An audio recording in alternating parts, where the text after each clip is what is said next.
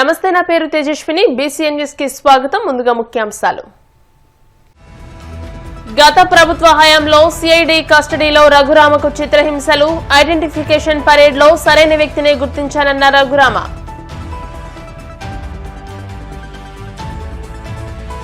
సామాజిక మాధ్యమాల్లో కూటమి ప్రభుత్వంపై కొందరు చేసే దుష్ప్రచారాన్ని పట్టించుకోవాల్సిన అవసరం లేదు. పార్టీ నేతలకు మంత్రి నాదెండ్ల సూచన.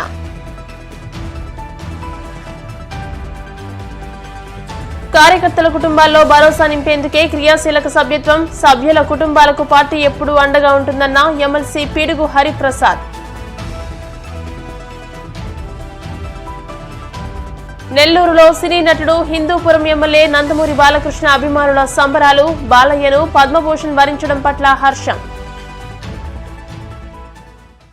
ఏపీ డిప్యూటీ స్పీకర్ రఘురామకృష్ణరాజును గత ప్రభుత్వ హయాంలో చిత్రహింసలకు గురి చేసిన కేసులో ఆరోపణలు ఎదుర్కొంటున్న కామెపల్లి తులసిబాబును పోలీసులు అరెస్ట్ చేయడం తెలిసిందే. తులసిబాబును గుంటూరు కోర్టు 3 రోజుల పోలీసు కస్టడీకి అప్పగించింది. అయితే తులసిబాబు తానే తప్పు చేయలేదని చెబుతుండటంతో నిందితుడిని గుర్తించేందుకు గుంటూరులో ఐడెంటిఫికేషన్ పరేడ్ ఏర్పాటు చేశారు. ఈ ప్రక్రియకు రఘురామకృష్ణరాజు స్వయంగా హాజరయ్యారు. తన ముందు ప్రవేశపెట్టిన కొందరు వ్యక్తుల్లో ఆయన నిందితుడిని గుర్తించారు. అనంతరం ఆయన మీడియాతో మాట్లాడుతూ ఈ పరేడ్ లో తన ముందు 7గురిని ప్రవేశపెట్టారని, వారిలో ఆ రోజు ఛాతీపై కూర్చున్న వ్యక్తిని గుర్తించారని రఘురామకృష్ణరాజు స్పష్టం చేశారు. పార్టీలో అతనికి ఎటువంటి పోస్టు లేదండి. గుడివాడలో ఎమ్మెల్యే పోస్టు ఉంది కానీ వేరే ఎటువంటి పోస్టు పార్టీలో లేదు. ఉన్నపక్షాలు ఎమ్మెల్యేగా చాలా మంది అవుతున్నారని గుడివాడలో అందరూ అంటున్నారు. గుడివాడ చుట్టుపక్కల ప్రాంతాలు అందరూ కూడా మరి ఇప్పుడు పార్టీకి దూరంగా ఉంచుతారేమో అని నేను అనుకుంటున్నాను. నేను అనుకుంటానికి కారణం ఏంటి అని నువ్వు గట్టిగా అడిగితే నేను చెప్పలేను. బట్ అనుకుంటున్నాను డెఫినెట్గా సాధారణ సభ్యత్వం ఏదో ఉండాలి, పలవాలంటే లేవు కానీ మరి ఆ సాధారణ సభ్యత్వం నుంచి పక్కన పెడతారేమో ఇప్పటికైనా అని నేను అనుకుంటున్నా. ఎందుకంటే చాలా స్పష్టంగా ఉన్నాయి అందరికీ. అతని చరిత్ర అయితే అందరికీ తెలిసి ఉంటుంది. నేను ఐడెంటిఫై చేసి అతనే అనుకుంటున్నాను. అతని చరిత్ర అయితే గుడివాడ వరకే కాదు, పక్కన ఉన్న ప్రకాశం జిల్లాలో కూడా అందరికీ తెలుసు. అప్పట్లో సిఐడి ఆఫీసులో ఎస్పీ స్థాయి అధికారులు కూడా సునీల్ కుమార్ రూమ్లోకి వెళ్ళాలంటే పర్మిషన్ తీసుకుని వెళ్ళాలి. ఇతను డైరెక్ట్గా రోడ్ తీసుకుని వెళ్ళిపోయేవాళ్ళు. ఆ లోపల ఉన్న ఆఫీసర్ ఎవరైనా ఉంటే అతను ఎంటర్ అయితే వాళ్ళు బయటకు రావాలి తప్ప అతను వెయిటింగ్ కూడా చేసేవారు కాదు. అంత అత్యంత ఆర్టీఐ అని చెప్పి సిఐడి ఆఫీస్ అంతా అనుకుంటాం నాకు చెప్పడం కూడా జరిగింది. ఆ రోజుల్లో అత్యంత బలం. ఆయన ఏదో అప్లికేషన్ కాల్ఫర్ చేశాడంట సునీల్. ఈయన క్వాలిఫికేషన్ ఆయనకి బాగా నచ్చిందంట. ఇంటర్వ్యూలో మరి ఈయన క్వాలిఫికేషన్ చూసారో పర్సనల్ చూసారో నాకు తెలియదు కానీ మరి ఆయన సెలెక్ట్ చేయడం జరిగింది. కొద్ది కాలం పాటు ఆయన లీగల్ అడ్వైజర్గా పనిచేసినట్టు పేపర్లోనే వచ్చింది. ఈయన ఏదో అంటే ఆయన లా చదివేయడమో నాకు తెలియదు. కొంతమంది అనుమానితులు ఉన్నారు కానీ మరి పోలీసు విచారణలో పిలిచారో ఏంటో మాకైతే చెప్పట్లా. ఏదన్నా ఉంటే నన్ను ఏదన్నా ప్రశ్నలు అడుగుతున్నారు తప్ప వాళ్ళు ఎవరెవరిని విచారించారన్నది వివరాలు అయితే నాకు. సామాజిక మాధ్యమాల్లో జనసేన పార్టీ కూటమి ప్రభుత్వంపై కొందరు చేసే దుష్ప్రచారాన్ని పార్టీ నాయకులు పట్టించుకోవాల్సిన అవసరం లేదని మంత్రి నాదెండ్ల మనోహర్ స్పష్టం చేశారు. ముఖ్యమంత్రి చంద్రబాబు నాయకత్వాన్ని మరింత బలోపేతం చేసేందుకు ఉప ముఖ్యమంత్రి పవన్ కళ్యాణ్ కృషి చేస్తున్నారని, దీనిని పార్టీ నేతలు అర్థం చేసుకోవాలని సూచించారు. ఉమ్మడి గుంటూరు, ప్రకాశం, రాయలసీమ జిల్లాలో ఇటీవల ప్రమాదాల్లో చనిపోయిన 22 మంది జనసేన కార్యకర్తల కుటుంబాలకు 5 లక్షల రూపాయల చొప్పున నాదెండ్ల మనోహర్ చెక్కులు పంపిణీ చేశారు. ప్రజల కోసం, పార్టీ బలోపేతం కోసం పనిచేస్తే పదవులు అవే వస్తాయి చెప్పారు. ఎన్నికల సమయంలో ప్రజలకు ఇచ్చిన హామీలను నెరవేర్చడంపై పార్టీ నేతలు దృష్టి సారించారన్నారు.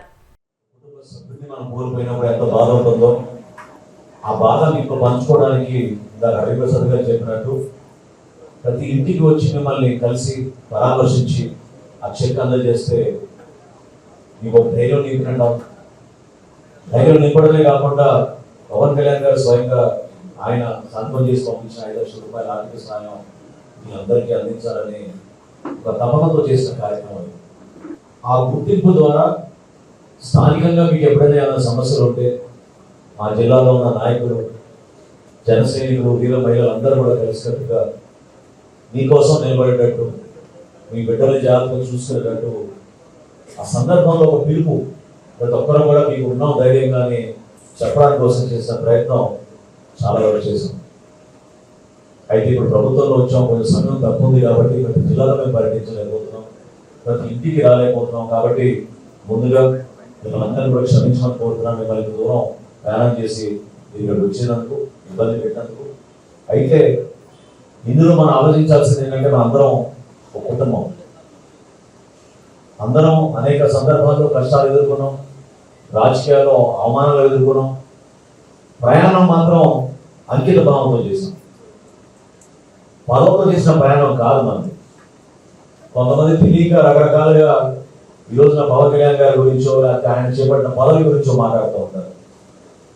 5 సంవత్సరాల క్రితం జనసేన పార్టీలో ఉన్న నాయకత్వం కానీ పవన్ కళ్యాణ్ గారు కానీ ఎప్పుడైనా పదవి గురించి మాట్లాడారో చెప్పండి. ఆయన అన్న మాట ఒకటే, మనం ధైర్యంగా ప్రజల కోసం నిలబడితే, పార్టీ కోసం మనం కష్టపడి పనిచేసుకుంటే పదవులే మన దగ్గరికి వెతుకుంటూ వస్తాయి. దానికోసం నిలబడ్డ మన జనసేన పార్టీ. కొంతమంది వాళ్ళు ఏమన్నా మూర్ఖులని అనాలి. కొంతమంది మూర్ఖులు కావాలని ప్రచారం చేస్తున్నారు సోషల్ మీడియాలో కానీ ఇతర ప్రచార మాధ్యమాల్లో కానీ. అసలు జనసేన పార్టీలో ఎప్పుడైనా ఒక పదవి వస్తేనే నేను మీకు చేయగలుగుతా అనే మాట అన్నామా చెప్పండి. పదవి వచ్చినా రాకపోయినా ప్రతిపక్షంలో ఉన్నా ఇటువంటి కార్యక్రమాలు చేసుకుంటూనే వెళ్ళేవాళ్ళం, ఇప్పుడు కూడా చేస్తూనే ఉన్నాం. అదే జనసేన పార్టీ ఈరోజు ప్రభుత్వంలో ఉన్నాను కాదు మనం చేసింది కార్యక్రమం. 928 మందికి 24 కోట్ల రూపాయలు మనం పవన్ కళ్యాణ్ గారి చేతుల మీద ఈ బీమా పథకం ద్వారా మనం అందించారు రాష్ట్ర వ్యాప్తంగా. ఎవరు చేయగలిగారు చెప్పండి. సడన్ గా చాలా మందిలో మార్పు వచ్చింది, సంతోషం. ఇందాక హరిప్రసాద్ గారు చెప్పినట్టు ఒక కుటుంబానికి 5 లక్షలు, ఇంకో కుటుంబానికి 1 లక్ష, మరో కుటుంబానికి 50,000. లేదా స్థానికంగా ఉన్న నాయకత్వం బలంగా ఉంటే వాళ్ళందరూ కలిసి పోగు చేసి ఆ కుటుంబాన్ని ఆదుకునే విధంగా గమనించుకుంటూ వచ్చేవాళ్ళు. ఇతర దేశాల నుంచి మన జన సైనికులు స్పందించి వాళ్ళ గ్రామంలో మన జిల్లాలో ఏమైనా ఆపద జరిగితే వాళ్ళు నిలబడేవాళ్ళు మన జన సైనికుల కోసం. పవన్ కళ్యాణ్ గారు స్వయంగా ఎన్ని సందర్భాలు డబ్బులు ఇచ్చారో ఎంతమంది గుర్తుందో చెప్పండి. ఎన్ని కోట్ల రూపాయలు ఆయన తన సొంత నిధుల నుంచి మన ప్రజలు ఆపదలో ఉన్నప్పుడు కాపాడాలనే ఆలోచనతో ఆయన ఇచ్చిన సందర్భాలు మీరు మర్చిపోతే ఎట్లా ఒకసారి గుర్తు చేసుకోవాలి. దానికోసం చేసాం ఈ ప్రయాణం.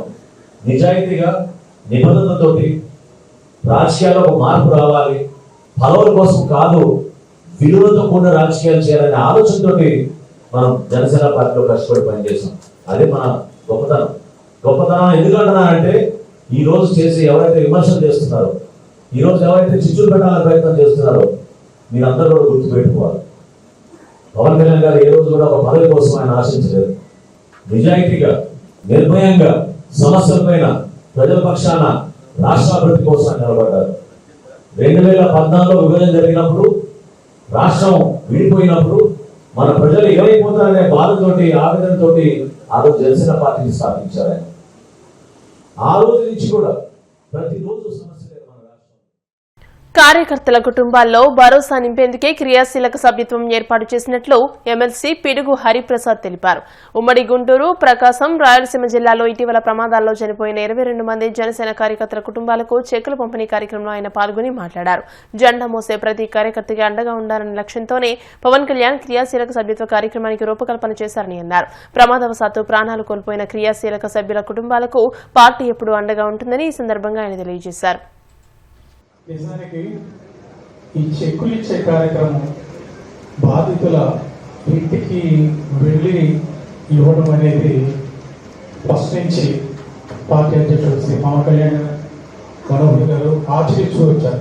ఎందుకంటే స్వయంగా ఇంటికి వెళ్ళి వాళ్ళని ఓదార్చి, మీకు మేము ఉన్నాం, మీ ఇంటిలో ఒక పెద్ద లేకపోయినా మేమందరూ మీకు అండగా ఉంటాం, మీ పిల్లలకి బాసటగా ఉంటాం, వారి చదువులకి మా వంతు సాయం చేస్తామని ఒక భరోసా కల్పించే విధంగా ఈ కార్యక్రమాన్ని రూపకల్పన చేశారు.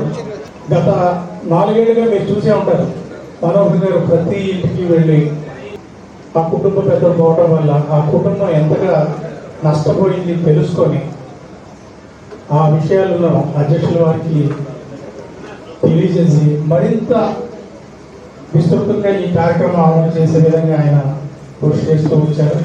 ప్రతిసారి రోడ్డు ప్రమాదంలో మన కార్యకర్త చనిపోయాడు, లేకపోతే ఆయన వేరే ప్రమాదంలో మృతి చెందాడు, ఇటువంటి వార్తలు వచ్చినప్పుడు అవి మేము అధ్యక్షుల వారి దృష్టికి తీసుకెళ్తే వాళ్ళ పరిస్థితి ఏంటని అడిగేవారు.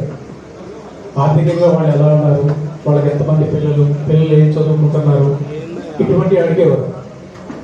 పేద కుటుంబం అయితే ఆయన స్వయంగా ఎంతో కొంత సాయం చేసేవారు. ఈ నేపథ్యంలో ఒకసారి పాయకులపేట ఇలాగే ఒక ప్రమాదంలో చనిపోయిన 2 వ్యక్తుల కుటుంబాలకు అధ్యక్షుల వారు వెళ్ళినప్పుడు పరామర్శించి వారి స్థితిగతులను చూసిన తర్వాత చలించిపోయారు. ఏదో విధంగా ఏదో కొంత సాయం ఇంతకన్నా మెరుగ్గా మనం చేయాలి, అది శాశ్వతంగా ఉండాలి. కొన్ని నా దృష్టికి రావచ్చు, రాకపోవచ్చు. రాకపోయిన వారి పరిస్థితి ఏంటి అనే ఒక ఆలోచనతో మనోహర్ గారితో అనేక రోజులు ఆలోచన చేసిన తర్వాత రూపకల్పన జరిగింది ఈ బీమా కార్యక్రమం. ఇప్పటికీ బాధాకరమైనప్పటికీ మనం చెప్పుకోక తప్పదు. 40 కోట్ల రూపాయలు మన కార్యకర్తలు ప్రమాదంలో పోయినప్పుడు వారి కుటుంబాలకి అందజేయడం జరిగింది. ఇది బాధాకరం. నేనైతే కోరుకునేది ఏంటంటే ఏ కుటుంబం కూడా, మన కార్యకర్త కుటుంబం ఎవరు కూడా ఈ చెక్కు తీసుకునే పరిస్థితి రాకూడదు. వారంతా పార్టీకి సేవ చేస్తూ కుటుంబంతో పిల్ల పాపంతో ఆనందంగా గడపాలనుకుంటాం. కానీ విధి కొన్నిసార్లు మనకు అనుకూలంగా ఉండదు. అటువంటి పరిస్థితుల్లో అసూలు బాసిన వారి కుటుంబాలకు ఎంతో కొంత ఆశ్రయంగా, ఎందుకంటే చాలా మంది కార్యకర్తలు ఇళ్ళకి వెళ్ళినప్పుడు వారి పరిస్థితి చూస్తే దయనీయంగా చెల్లించే విధంగానే ఉంటుంది. వారికి భరోసాగా ఈ కార్యక్రమం నిలుస్తుంది. ఇలా కొన్ని మాటలు చెప్పడానికి కూడా ఇబ్బందిగా అయినప్పటికీ ఈ మృతి చెందిన వారి కుటుంబాలకు జనసేన ఎల్లప్పుడూ అండగా ఉంటుందని మరొకసారి మనం చేస్తూ ఇప్పుడు కాసేపు ప్రకటనలు.